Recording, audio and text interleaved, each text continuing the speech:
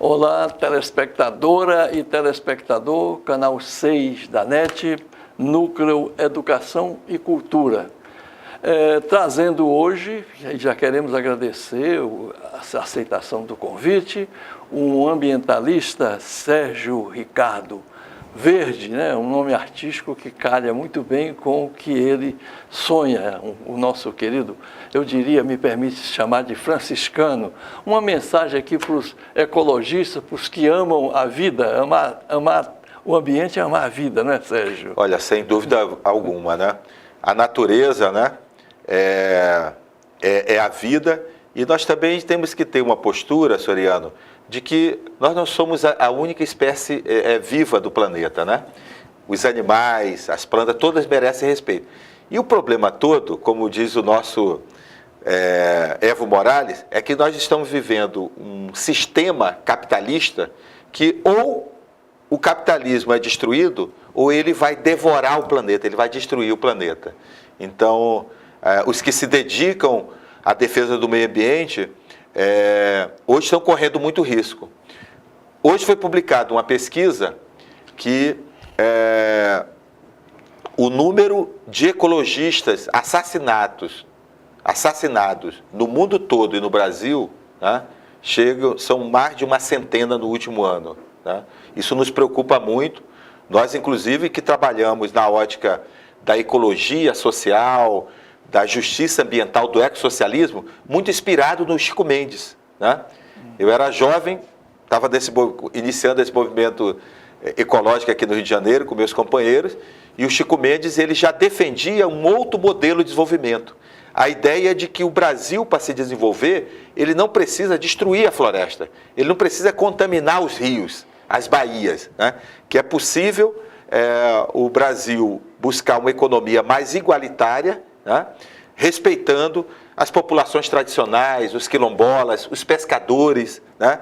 e as florestas. Sérgio Ricardo, eu queria falar um pouquinho sobre você. Você também é formado pelo COP em recursos hídricos, ou seja, você não somente fala de coração, como você fala de cátedra. Isso é muito importante a gente fazer esse casamento, né, com aquilo que a gente sonha com a ciência.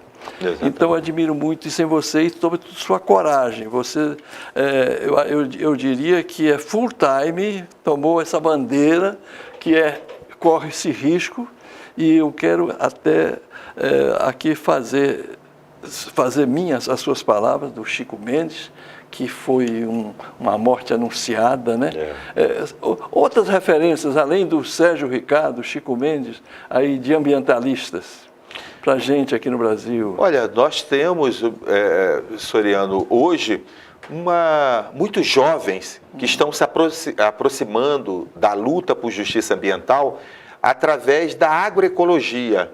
Essa ideia de que é possível produzir alimentos saudáveis, porque o Brasil ele é o maior consumidor de agrotóxicos do planeta. E nesse momento agora, essa Câmara dos Deputados golpista, a sua maioria golpista, quer aprovar no final de mandato a chamada Lei do Veneno, né?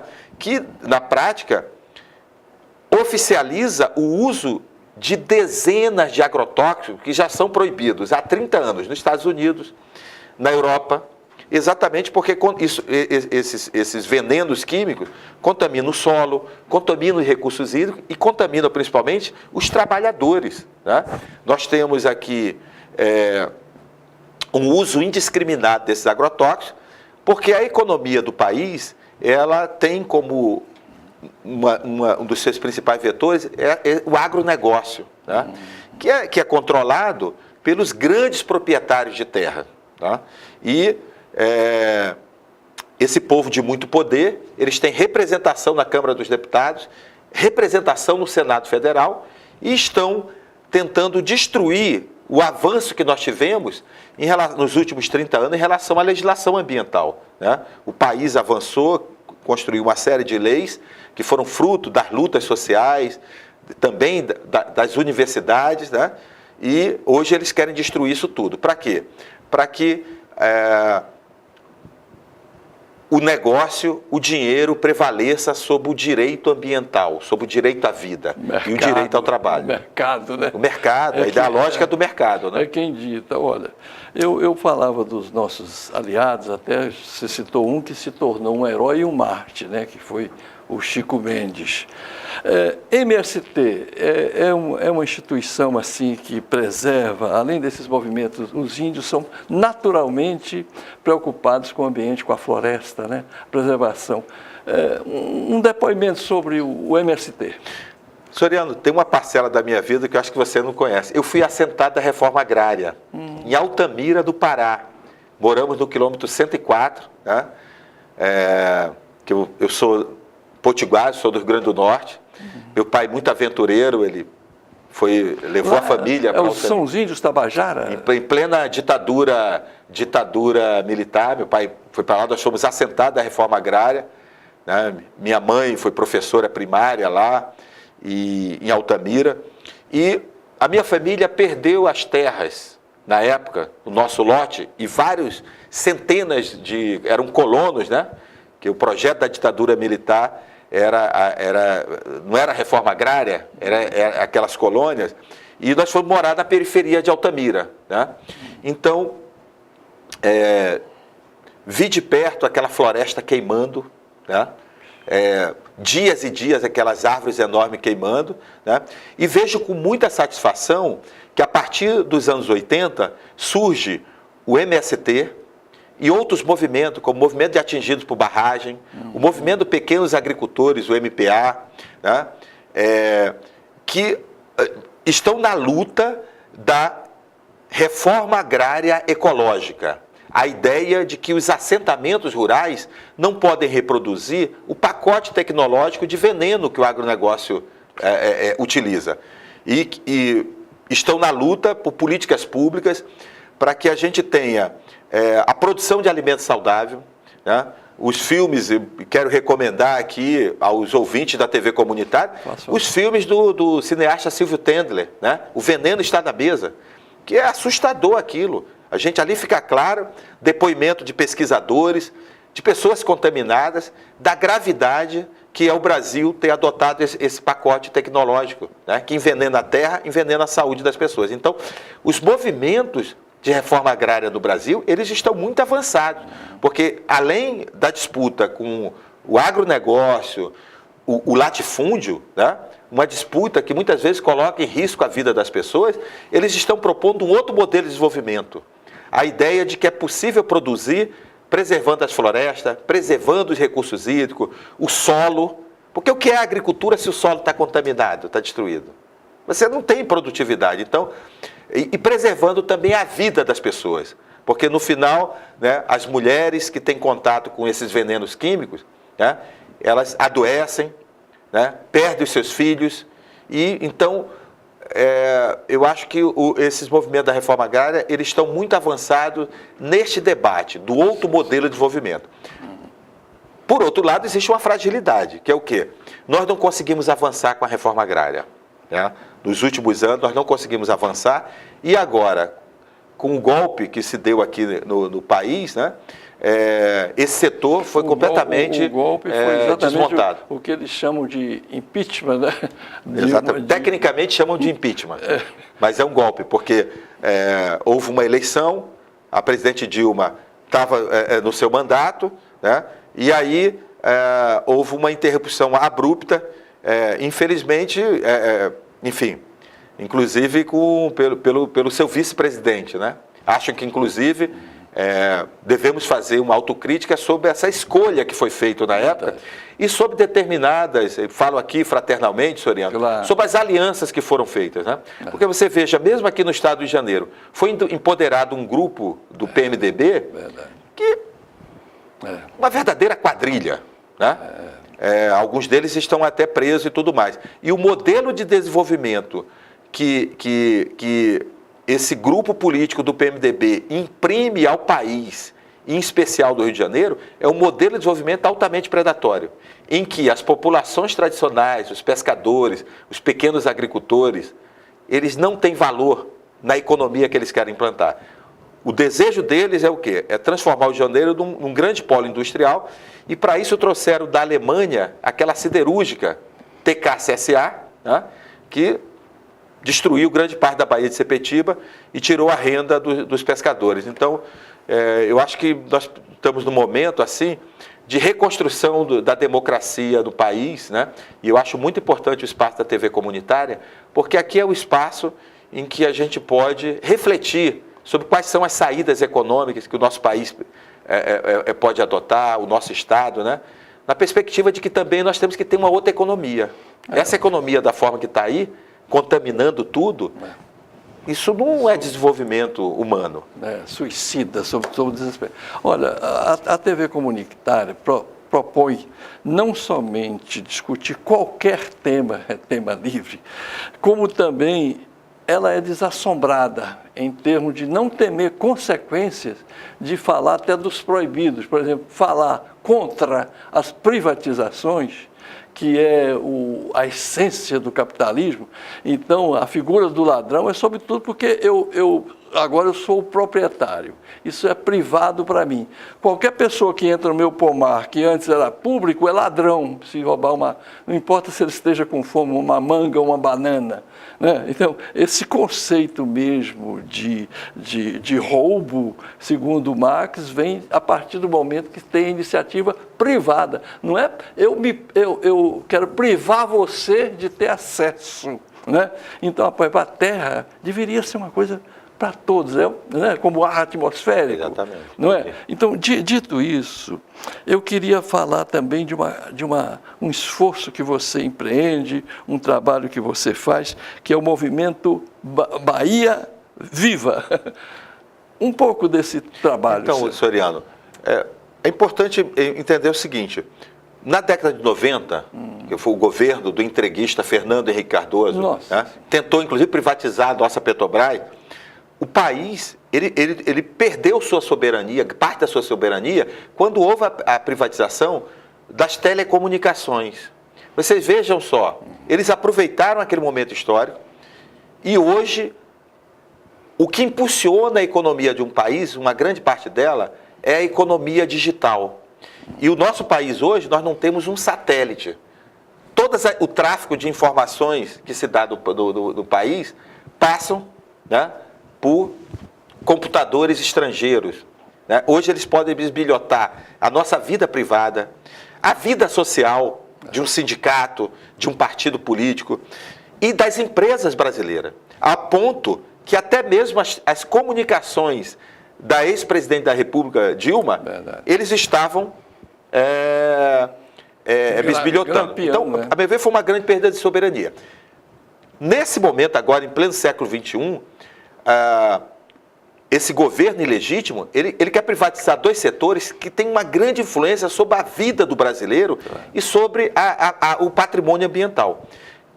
Primeiro, a tentativa de privatização do setor elétrico. Né? E é importante aqui, quem está nos assistindo na TV comunitária entender que essa privatização ela vai aumentar a tarifa né, de luz das nossas residências, do comércio, das empresas, né?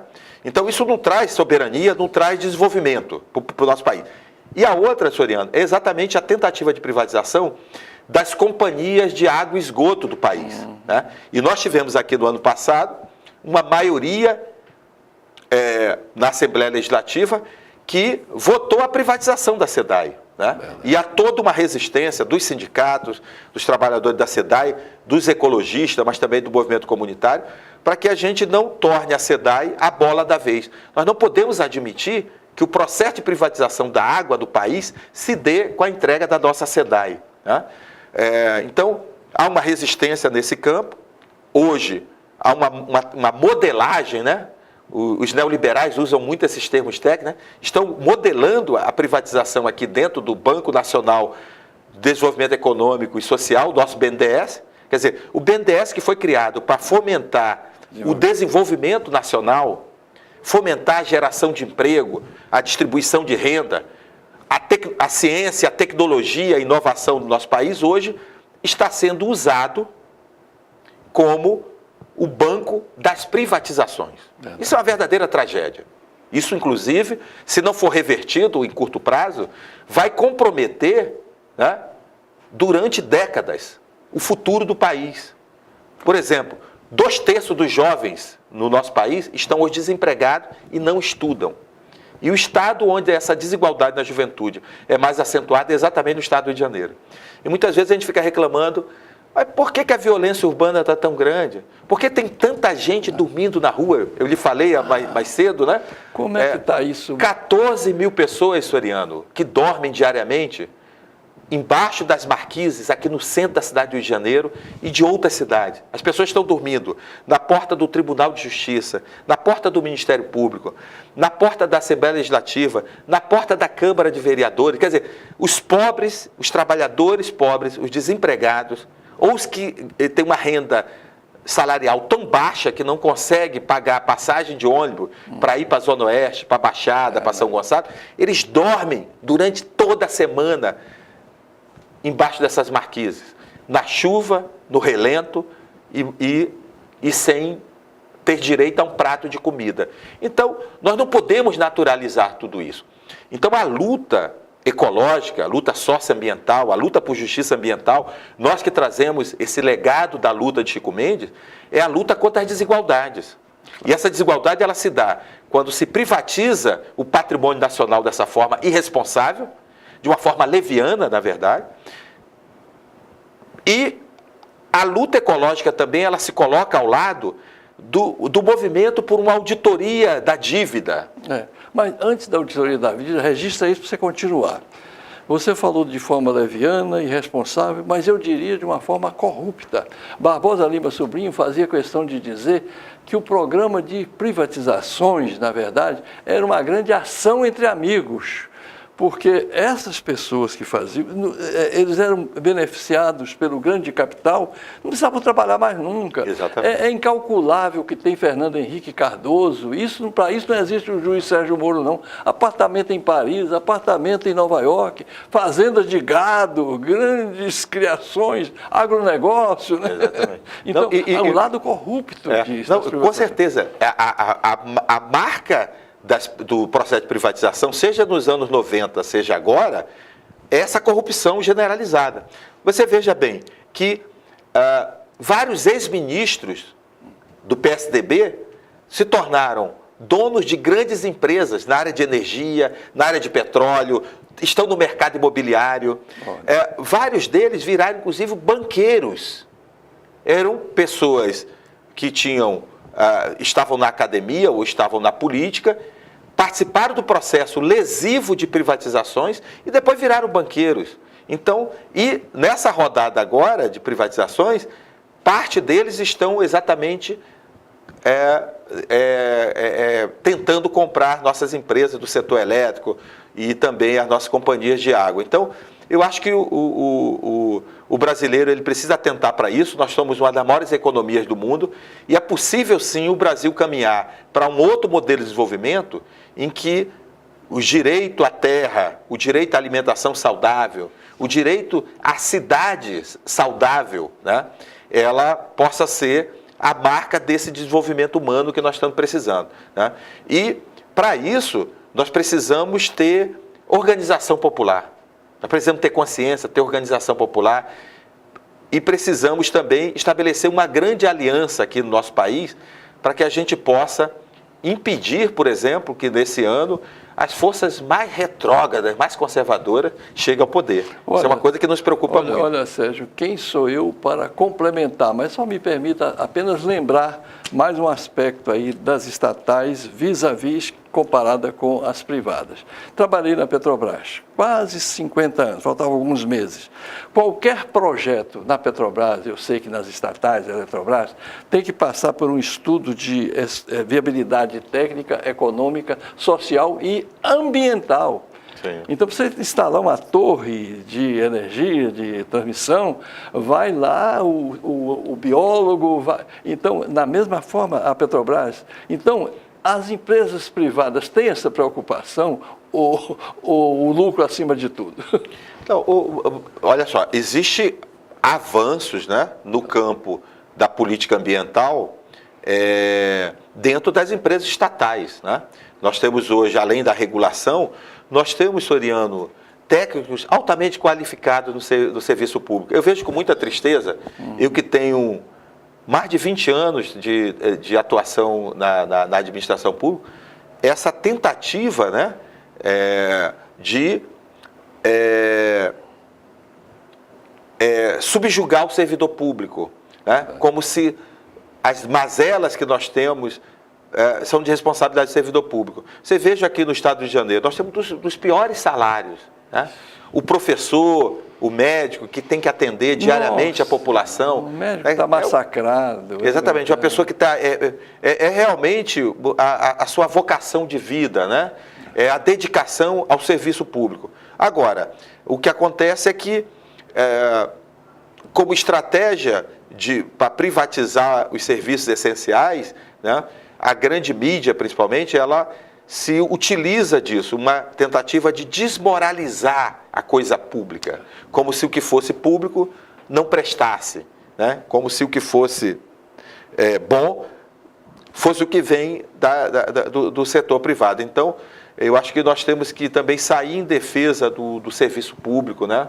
Das nossas estatais, porque não haverá nem soberania, nem melhoria das condições econômicas do país, melhoria das condições da classe trabalhadora, sem um poder público, sem um Estado forte, né? Inclusive, o poder público, ele tem um papel decisivo na economia, para incentivar determinadas cadeias produtivas sustentáveis, né?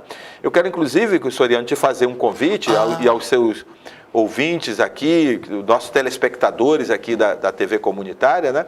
Porque no dia 1º de janeiro, às 18 horas, o Bahia Viva ele está realizando um ciclo, né, de diálogos pelo futuro do Rio de Janeiro. Nós não podemos admitir essa falência financeira que foi decretada em 2016 pelo governo do PMDB, com subserviência da maioria da Assembleia Legislativa, né? Faliram o Rio de Janeiro, passaram a perseguir o servidor público, o governo deixou de pagar o salário dos servidores, dos aposentados, do pensionista, e houve um desmonte das políticas públicas, tá? E nós estamos iniciando esse ciclo, fizemos o primeiro na Universidade Rural, discutindo a economia da reciclagem, que o Brasil, por exemplo, enterra 8 bilhões de reais por ano de materiais que poderiam voltar para a cadeia produtiva. Sim. E gerar renda para os catadores. Claro. E para empreendimento solidário. E nós estamos discutindo no dia 1º exatamente o papel da mobilidade urbana sustentável. Esse é o seminário no Clube de Engenharia? No Clube de Engenharia, na próxima quarta-feira, dia 1º de agosto, às 18 horas. Quero ter a honra de contar com a sua presença. E nós vamos discutir a mobilidade sustentável. Vou dar 2 exemplos, Soriano. O estado do Rio de Janeiro, ele tem potencial para a construção de vários aeroportos regionais. Aeroportos em Itaperuna, em Macaé, em Itaguaí, em Nova Iguaçu, por exemplo, que podem ajudar o desenvolvimento local, o desenvolvimento daqueles municípios ali do entorno. O estado do Rio de Janeiro, por exemplo, a partir da decretação da falência financeira, né, e toda essa crise econômica que se abateu sobre o país após o golpe institucional, todos os estaleiros navais do Rio de Janeiro estão paralisados. Foram desempregados mais de 8 mil metalúrgicos, uma indústria de altíssimo nível que o nosso país tinha, né, que atendia o setor de petróleo, mas atendia também a nossa indústria naval, a indústria offshore. Então, a nova licitação das barcas, que nós estamos lutando para que as barcas cheguem finalmente a São Gonçalo, a Ilha do Fundão, a Duque de Caxias, a Bagé, né? Essas barcas elas podem ser construídas dos estaleiros navais do estado de Janeiro do país. O que fez o governador Cabral, que hoje é um presidiário? Ele foi comprar barcas na China, barcas de 3 mil lugares, que elas sequer conseguem entrar aqui no nosso estaleiro, aqui em Niterói. Então, o Bahia Viva está propondo um debate sobre essas cadeias produtivas sustentáveis, né, que passam pela agricultura, pela mobilidade, pela energia renovável, pela reciclagem, né, pelo saneamento ambiental, pela habitação saudável.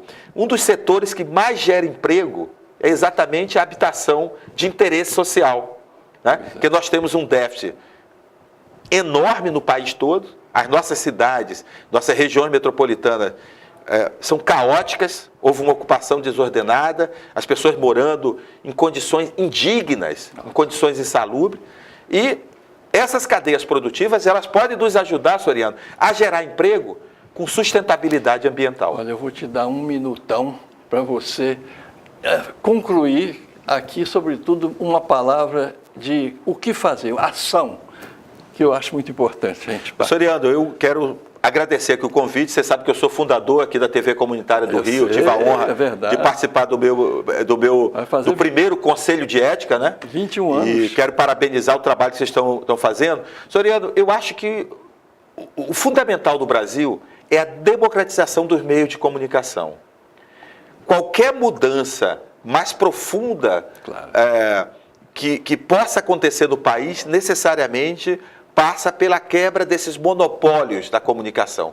Porque esses grupos econômicos, né, das grandes empresas de comunicação, elas estão fazendo a cabeça do brasileiro para o pior, botando o brasileiro numa baixa estima, né, criminalizando os movimentos sociais e o servidor público, né, e a TV comunitária e essa luta pela democratização das comunicações, ela pode sim ajudar a que o brasileiro ele tenha não só sua autoestima, mas que ele possa ver no nosso país, né, essa potência que nós temos em termos de riqueza de solo, de floresta, de água, de terra, de tecnologia, de empresas públicas relevantes, né?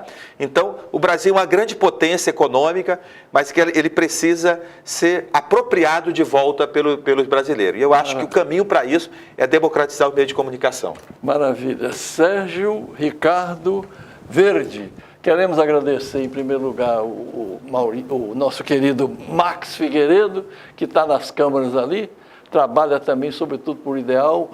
Tem um programa aqui, Circuito Carioca, vai ao ar meia-noite, segunda, terças e quintas.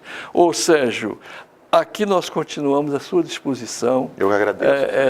É nossa luta também, né, para a preservação da vida do planeta, e eu proponho que no próximo nossa sessão, que a gente chegue num outro planeta e que você me diga em que nós erramos. Imaginemos que a gente precisou todo mundo evacuar daqui, porque aqui está tudo contaminado, vamos todos morrer. E o que a gente tem que fazer em Marte, ou em Júpiter, ou em Saturno, para que a gente não morra de novo? Soriano, eu diria o seguinte, olha, para que os outros planetas também não sejam destruídos, nós não podemos implantar lá o sistema do capitalismo, porque o capitalismo é ele que está destruindo o planeta. Sem responsabilidade nenhuma. Abraço, maravilha, querido.